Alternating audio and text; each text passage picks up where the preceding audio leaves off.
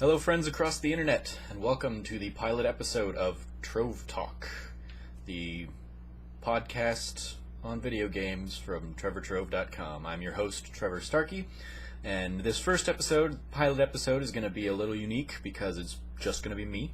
But the intent of the show will be moving forward to have a guest on each week, one-on-one, to talk about a lot of the topics I'm going to go over for myself today. The intent will always kind of be topic one is going to be talk about some gaming history, what got you into gaming, and what has carried you through gaming over the years. Topic two, favorite game of all time, or a favorite game if we have returning guests, maybe, because somebody might not want to talk about their favorite game twice, or you, the audience, might not want to talk about somebody's favorite game twice. Topic three, something completely ungaming related, non-gaming. And topic four, a segment I'm calling Trove Topics, which will be questions and topics submitted by the audience, by you. So feel free to tweet at me, at SnarkyStarkey, or at Trove Talk on Twitter with the hashtag Trove Topics. And that's where I'm pulling these from. So, without further ado, topic one, let's get into my gaming history. I started out as a wee young gamer. I definitely remember growing up, we had the Atari 2600 in my family. I don't remember if my parents got that because of me. I have a younger sister, Jamie. She's 2 years younger than me, so I remember kind of early on, when I was maybe 3 or 4, probably, kind of my first gaming, playing, Pong or Pitfall, those kind of being the standard experiences. But then gaming went into overdrive when my dad brought home a Nintendo, the NES, the original NES. My dad worked at this place in Phoenix called Park and Swap, where it was a big old parking lot, and people on weekends would go down there, rent out a parking spot, or two, or a few, or however many, and basically sell whatever they wanted to sell, within reason, obviously. If you couldn't sell alcohol or something because you'd need a permit or whatever. My dad happened to run a little company on the side that he did kind of more for fun than anything, but it was also some extra spending money for him.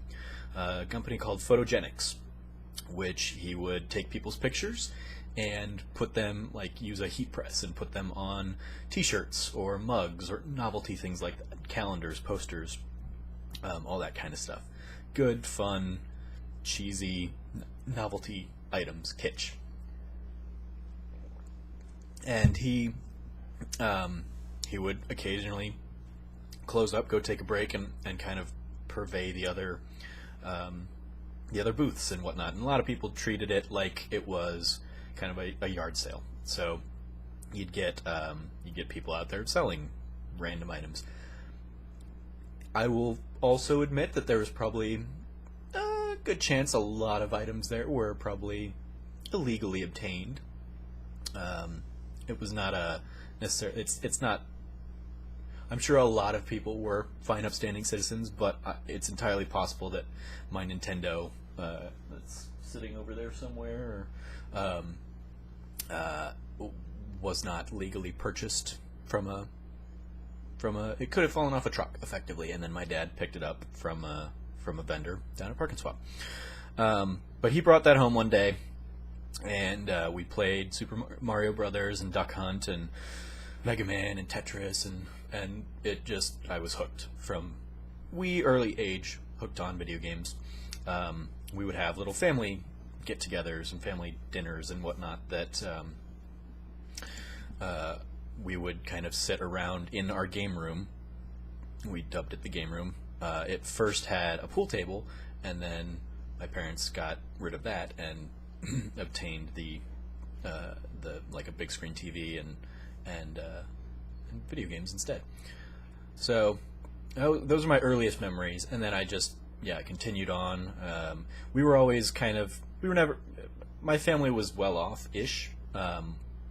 middle class, comfortable. We lived comfortably, but we were not like early adopters or anything like that. So I'm sure by the time I finally got a Super Nintendo, it had probably been out for a few years on the market.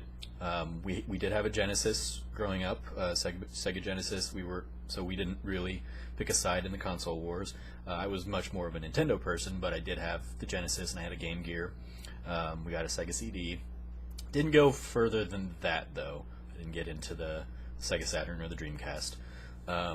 Stuck with Nintendo. I've had every Nintendo system.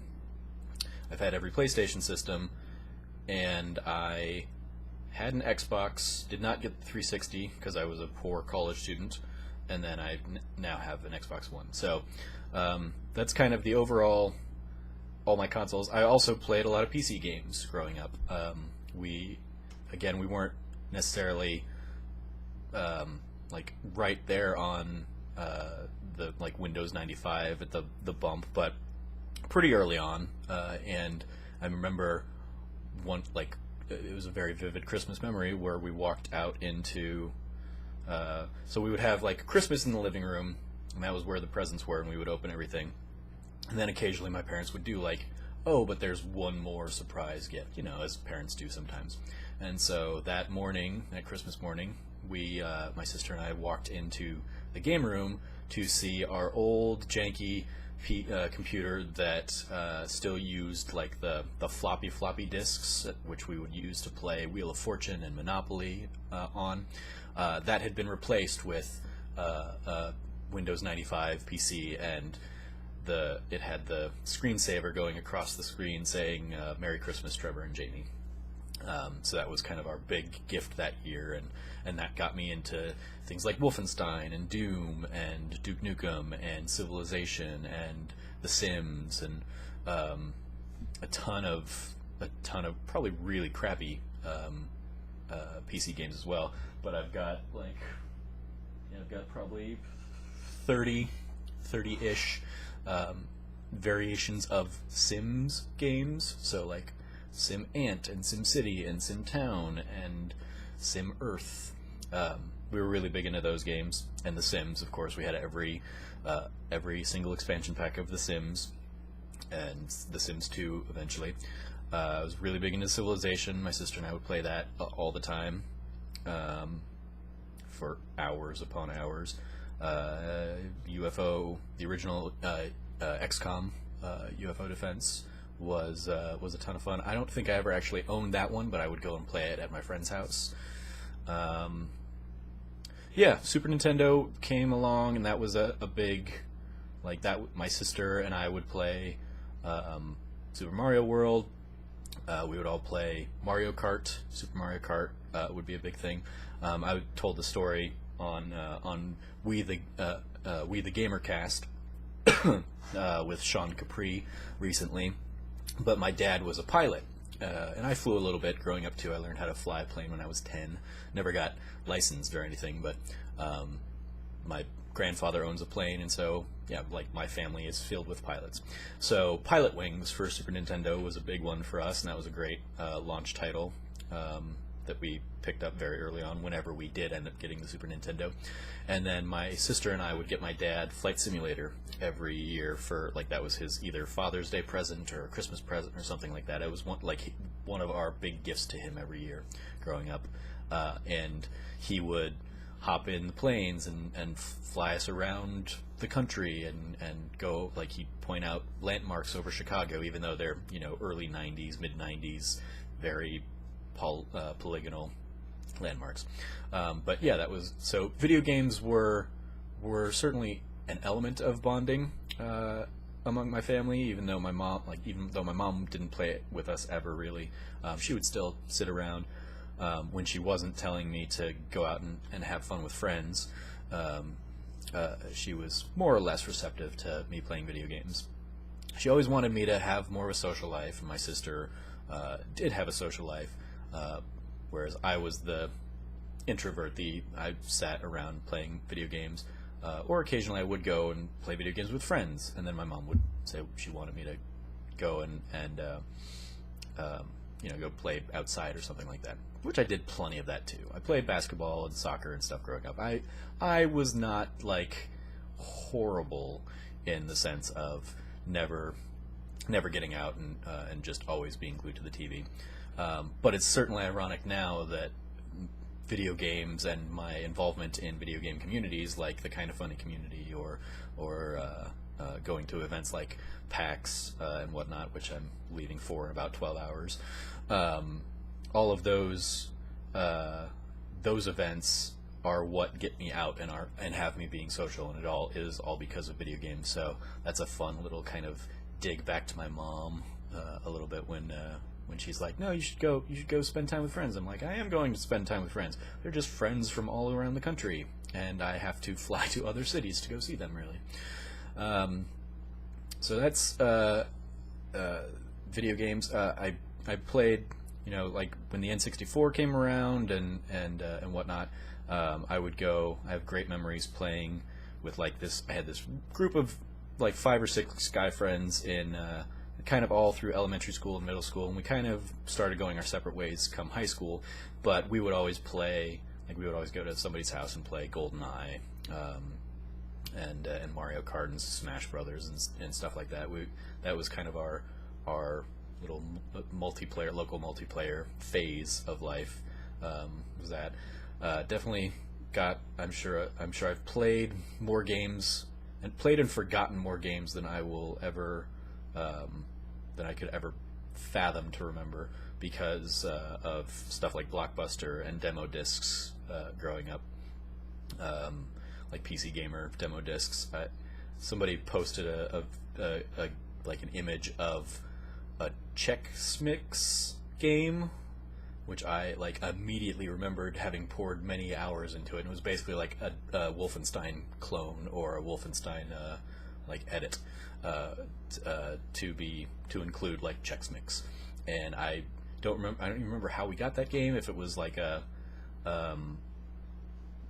pack in a bag or something, but I definitely played it for hours and hours and hours. So yeah, weird stuff like that. I would have my best friend growing up, who was not in that group of core guy friends. I've known him pretty much since I was born, and we've fallen out of touch when we both were in high school, basically. Because he lived a few cities away, and so just life got busy. I see him every now and then. We're Facebook friends, but we would, because we were, cities apart growing up, and cities apart, I mean, like, he lived half an hour away, but when you're, 8, half an hour away, you are beholden to your parents. So, we would spend weekends together. Like, he'd come over to my house and we'd hang out for the weekend, or I'd go over to his house and stay there for the weekend. And it was pretty much just nonstop gaming sessions. We would play, and he was another one that was a big PC gamer. So yeah, we would just play a ton of stuff together. He had the PlayStation before I did, and so with Final Fantasy being one of my favorite series, which we'll get into in a little bit, he had Final Fantasy VII before I did, and so I longed for the weekends where I get to go hang out with him and we get to play Final Fantasy VII before I ended up getting my own PlayStation. But we would also just spend hours upon hours upon hours playing computer games, or he'd be playing a computer game, I'd be playing Super Nintendo or something, and we would have Jimmy Buffett just playing nonstop. Margaritaville, Cheeseburger in Paradise, just singing that. I don't know why that was like the song that we insisted on playing every time, but it was. We were huge Jimmy Buffett fans for like those 2 songs growing up, and yeah, good fun times. He was the friend that introduced me to Star Wars for the first time. We one weekend we just kind of sat and watched through all of Star Wars, and I was probably, I don't know, like 9 or 10 at this point, so I was late to the Star Wars game, but immediately hooked, and I have my friend Vinny to thank for that. So now we're getting into kind of the PlayStation 2, GameCube, and Xbox era, which is, for me, tied to basically the end of high school. PlayStation 2 was the first system of that era we had. We had the N64 as well, but that was kind of the bridging the gap. But yeah, PlayStation 2 we got, which we were one of the hundreds of millions of people that got it because it also doubled as a DVD player for the family, and so that was my first console of that generation, and continued kind of my love of the new PlayStation thing. And this was before the internet, and before I knew. I guess it wasn't before the internet, but it was before I was super invested in what was going on in the industry. So I didn't know that the only reason PlayStation existed was because of the falling out between PlayStation and Nintendo. All I knew was PlayStation had like the Final Fantasy games that I really enjoyed now and that I had loved growing up. So PlayStation was where I would go for those games, and then I would pick up the other games like Grand Theft Auto. Obviously, it was an iconic entry for that generation. High school graduation, I actually won my Xbox.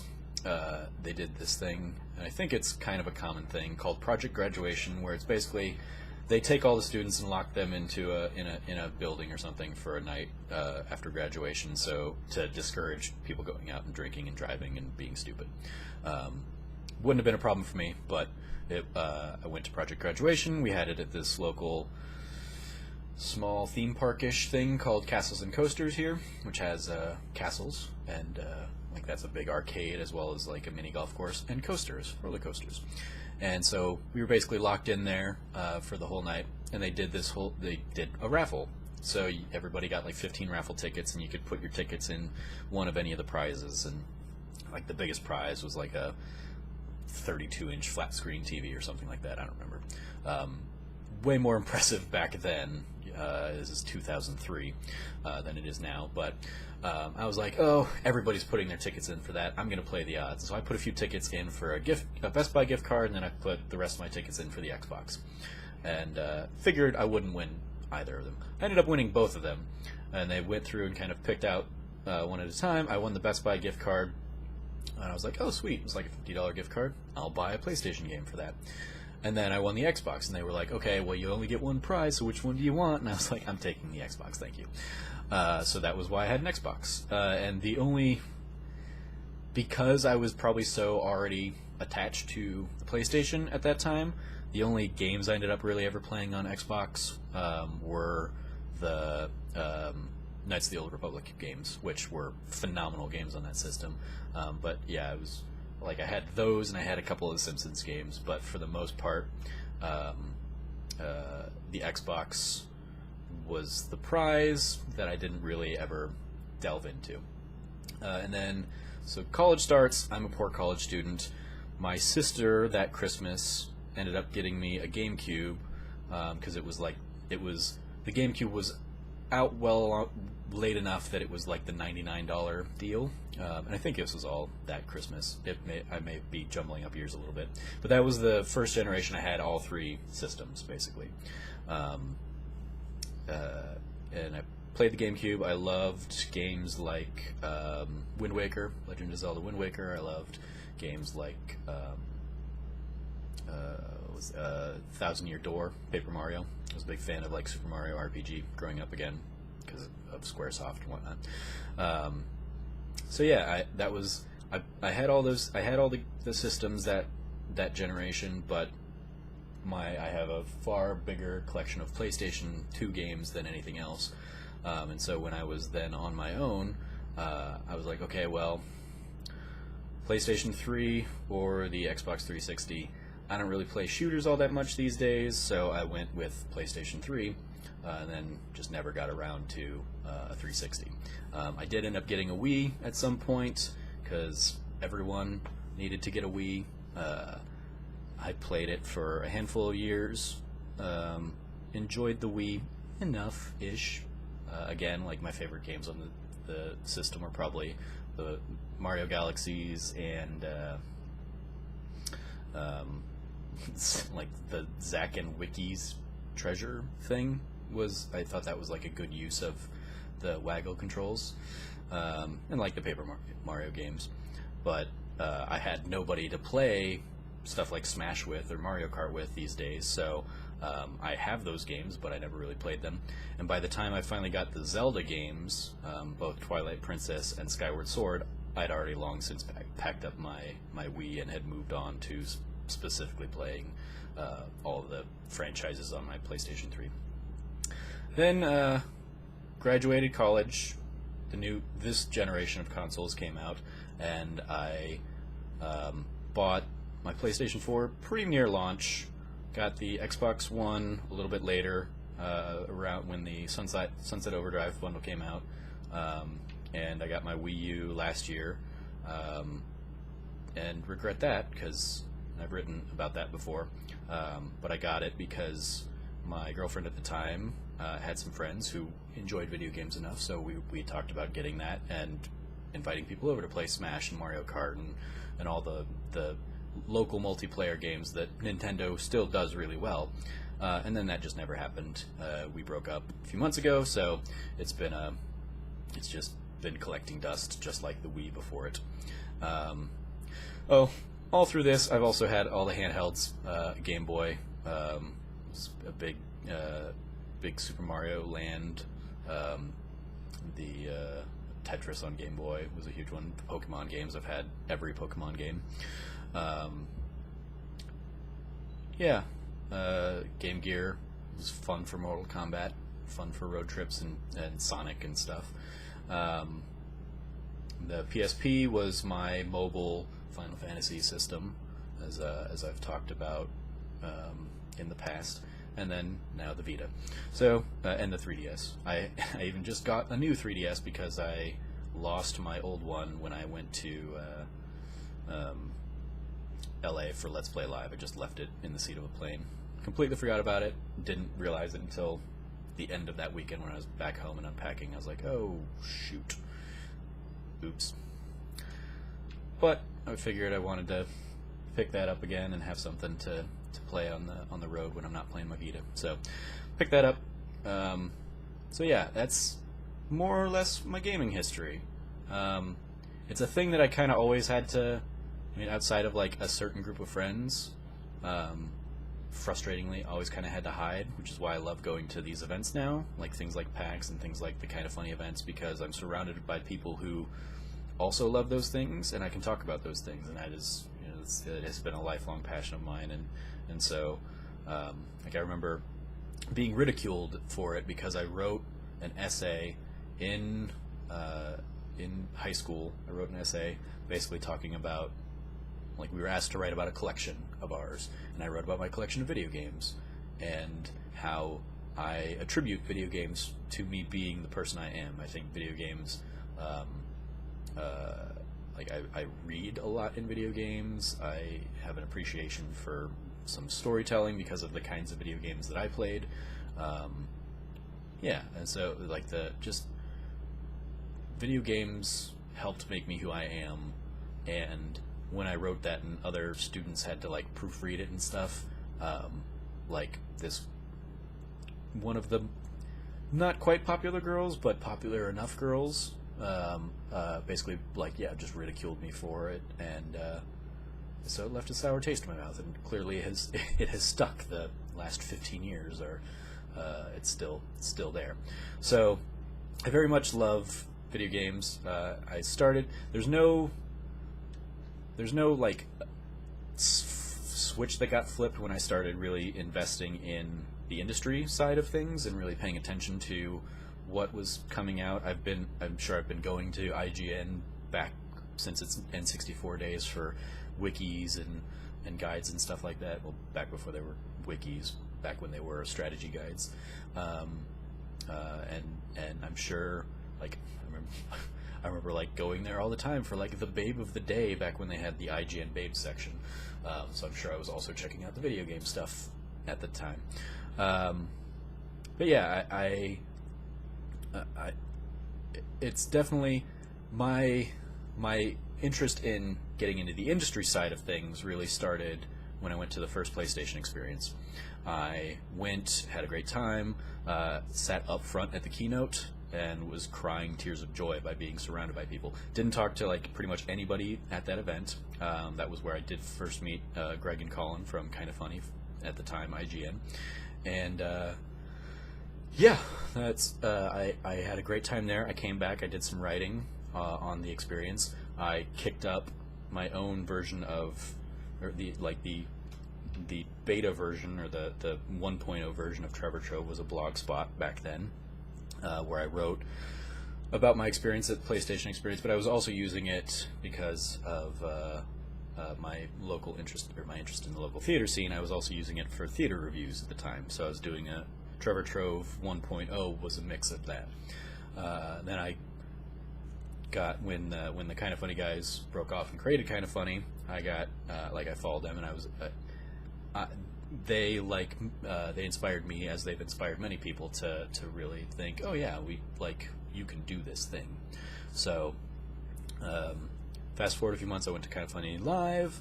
I appeared on their Gamescast as a test to myself of, hey, can you do this? Can you hold your own with these guys who are like titans of industry, effectively, in the games industry? They've been doing it for years. They've been there for a decade, basically. How will you fare if you're having a conversation with them? And I walked away from that feeling really good. And so I hemmed and hawed for a little bit longer. I look at the industry as a whole, and I see too many people like me in the industry, and so I, for a long time, thought, we don't need another one of me. I don't need to contribute. I don't need to add to that. I don't need to be another, early 30s, middle class white guy. I would love to see more representation from women and people of color in the industry. And so for a long time I thought I would rather not go for it and let somebody else have that opportunity.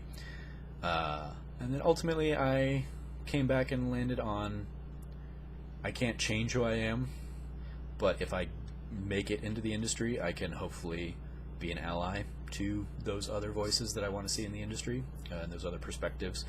And so ultimately I said, screw it, I'm going to go for it. And so Trevor Trove 2.0 launched a little over a year ago, August 29th.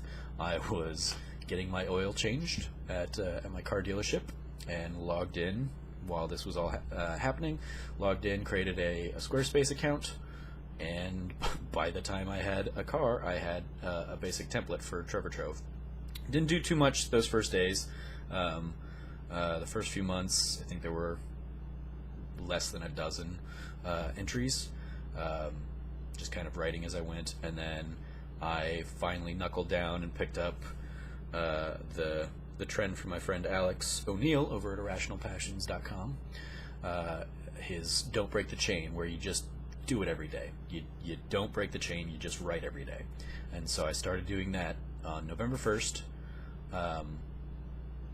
Wrote every day, published every day, pretty much every day. There were a couple days where I lost, like my internet went down, power outages and crap like that, so I didn't end up publishing those days, but I did publish a second article the following day to make up for it. So published pretty much every day, 304 articles. I just celebrated day 300, which is where I announced that I'm going to be doing this podcast itself, and ultimately realized that I need to. Writing is great, but writing is what this industry was 10 years ago, and it's not what this industry is now. So I'm going to try and diversify my skill set a little bit by doing this show, by doing hopefully more video content, while still writing and keeping the writing aspect going. So yeah, that's my gaming history. Topic 1, all wrapped up. Yay! Only took about 30 minutes. Okay.